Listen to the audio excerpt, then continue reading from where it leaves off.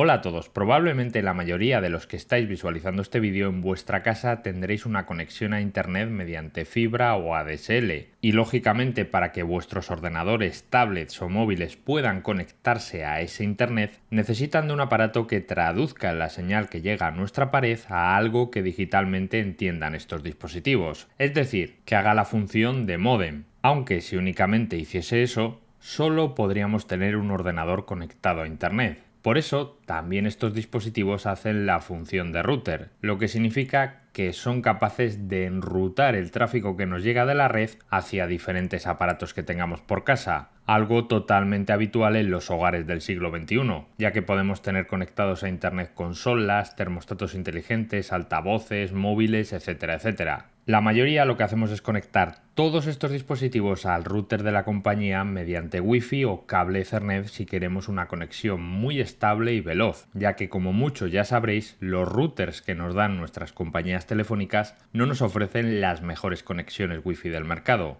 Por este motivo mucha gente utiliza diferentes soluciones que puede encontrar por las tiendas para mejorar la red inalámbrica de su casa. Aunque quizás en pleno 2022 aún hay personas que todavía no conocen una de las tecnologías más avanzadas para generar redes Wi-Fi estables y muy veloces en nuestras casas. Esta se llama Wi-Fi Mesh y he podido probarla gracias a la empresa TP-Link que me ha enviado estos dos dispositivos. Para el que no tenga ni idea, el Wi-Fi Mesh consiste en que en nuestra casa tendremos un conjunto de nodos que crearán una red inalámbrica en forma de malla. Esta red tendrá diferentes puntos de acceso que son cada uno de los cilindros que estáis viendo en pantalla. Entre ellos se comunican para enrutar el tráfico y buscar la mejor forma de enviar y recibir los datos de internet hasta el router de nuestra compañía y los dispositivos que tengamos en casa. Todo esto se hace de forma transparente a nosotros, de tal modo que siempre veremos que estamos conectados a la misma red Wi-Fi aunque nos vayamos moviendo por la casa y nos estemos cambiando de nodo. Todo esto hace que la conexión sea muy estable y las velocidades sean muy buenas, algo que veremos un poquito más adelante. Un sistema así, lógicamente, no es tan barato como otras soluciones más antiguas y más clásicas, ya que este modelo que estáis viendo en pantalla que me han enviado a mí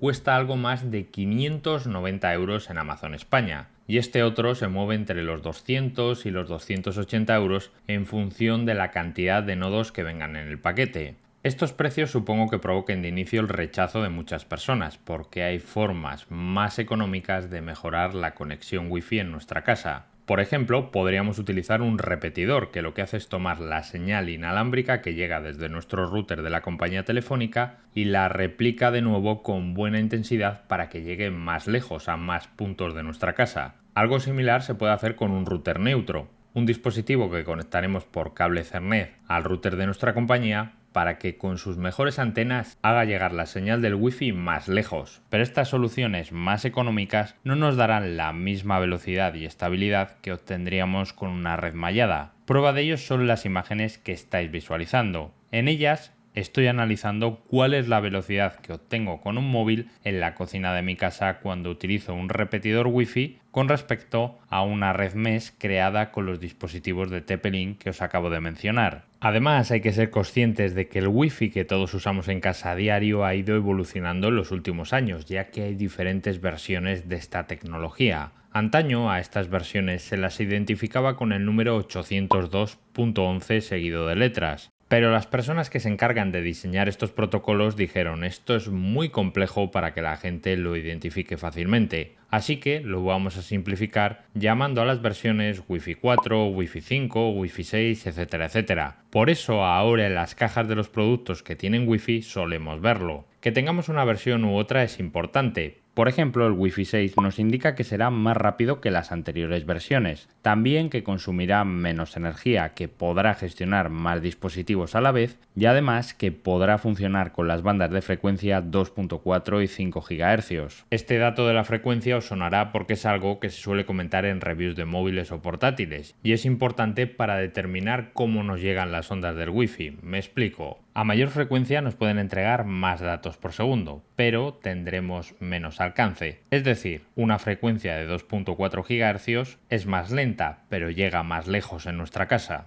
Por lo tanto, con todo lo que os acabo de mencionar sobre las versiones del Wi-Fi, debemos ser conscientes de que éstas determinan el ancho de banda de los datos, qué protocolos se utilizan para ahorrar energía, para mitigar las interferencias, para la seguridad, etcétera, etcétera. Así que la conclusión es que cuanto más compatibles sean nuestros dispositivos con las versiones Wi-Fi más actuales, mejor que mejor, ya que cada vez tenemos en el mercado más dispositivos como tablets, ordenadores o móviles que hacen uso de estas versiones más modernas. Además, hay que saber que tener un sistema Wi-Fi que funcione con la última versión, la 6E, no significa que mis aparatos viejos no vayan a poder conectarse a él, ya que los estándares se hacen retrocompatibles. Por ejemplo, este dispositivo de TP-Link que genera la red mesh en nuestra casa lo puedo hacer con el estándar Wi-Fi 6E, pero eso no significa que mi viejo Pocophone F1, que no es compatible con 6E, no vaya a funcionar. Yo lo podría conectar perfectamente a este sistema, aunque lógicamente el móvil no podría aprovecharse de todos los beneficios de ese nuevo estándar Wi-Fi, pero funcionaría. Aunque al final al usuario normal todos estos datos de los estándares del Wi-Fi no le importan demasiado. Lo que básicamente quiere es que su conexión inalámbrica vaya bien en cualquier punto de su casa. Por ejemplo, en mi caso, en una parte de mi cocina que tiene varios muebles y un par de paredes de por medio, ni utilizando un repetidor Wi-Fi a unos metros de distancia consigo tener una conexión estable. Algo que se observa claramente con este portátil en el que estoy jugando al Fortnite y el ping que tengo es muy alto. El ping, para el que no lo sepa, es la latencia.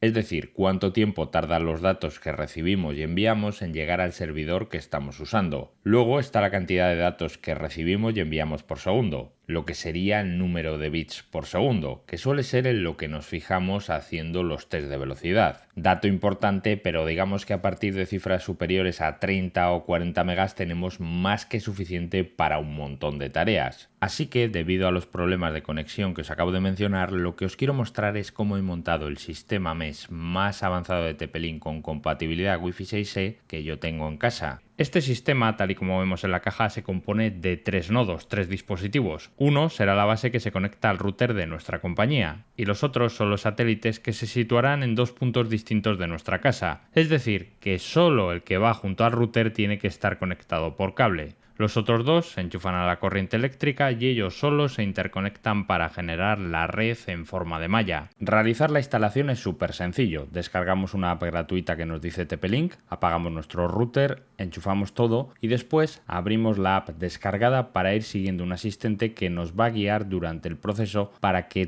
todo quede configurado correctamente teniendo en cuenta nuestras necesidades y dispositivos. Tras tenerlo todo listo, he vuelto a realizar la prueba de jugar al Fortnite en mi cocina con el portátil para ver cómo se comporta la red mesh que se acaba de crear con los 3 dispositivos. Fijaos como ahora no hay ningún corte en la conexión y además el pin es muy razonable. Obviamente no llegamos a las cifras que conseguiríamos con un cable Ethernet conectado directamente al router de nuestra compañía, ya que esa opción de cable es la que físicamente tiene las mejores condiciones, pero el sistema mesh lo hace muy bien. Además, por supuesto, he mejorado la cobertura del Wi-Fi por todos los rincones de casa. De hecho, en la caja del producto se nos indica que podemos cubrir hasta 670 metros cuadrados, lo que sería ideal para casas con varios pisos. Por otro lado, que el sistema sea Wi-Fi 6E, entre otras cosas, significa que se puede utilizar una banda de frecuencia superior a la de los 5 GHz, la de los 6 concretamente. Y tener esta nueva banda nos ayuda a que la red esté menos congestionada y que podamos conectar muchísimos dispositivos con menos interferencias. Por este motivo, en la actualidad, los sistemas mesh tan avanzados que funcionan con Wi-Fi 6E son más caros. Estamos pagando por generar una de las mejores infraestructuras inalámbricas que podríamos tener en nuestra casa o negocio en la actualidad. No obstante, como ya os he dicho anteriormente,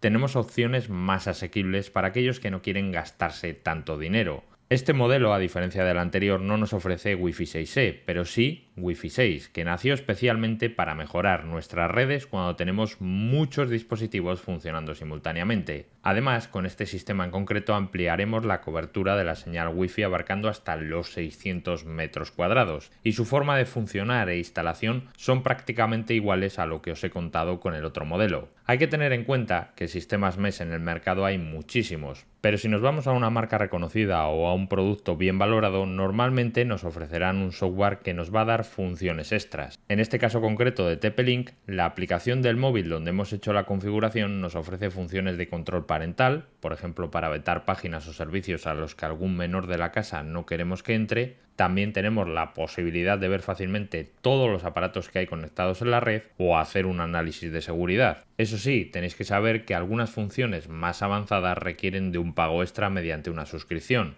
aunque con lo incluido de base tenemos bastantes opciones. Es decir, con todo lo expuesto hasta ahora habréis podido ver que hay diversas opciones para mejorar la red Wi-Fi de nuestra casa que normalmente es deficiente por la baja calidad de los dispositivos que nos instalan las compañías de internet. Dentro de dichas soluciones, la que a mí personalmente me ha funcionado mejor es una red mesh. Una opción que quizás a algunas personas les pueda parecer cara, pero si elegimos bien la cantidad de nodos que vamos a necesitar dependiendo del tamaño y distribución de nuestra casa, el precio puede ser razonable porque a cambio vamos a tener una buena infraestructura inalámbrica. De hecho, fijaos la prueba que he realizado. He conectado solo 2 nodos en la red mesh y me he salido fuera de casa subiendo 2 pisos para ver si tenía internet. Efectivamente, tal y como veis, tengo obviamente con menos velocidad que dentro de casa, pero si instalase un nodo intermedio en la escalera tendría una velocidad excelente. Y ahora ha llegado el momento de que vosotros participéis en este vídeo. Me gustaría que me comentaseis cómo tenéis vuestra red Wi-Fi en casa, básicamente qué dispositivos utilizáis. ¿Solo el router de la compañía, un amplificador, una red Maya, etcétera, etcétera? Me interesa muchísimo saberlo. Os voy a leer a absolutamente todos. Nos vemos en el siguiente.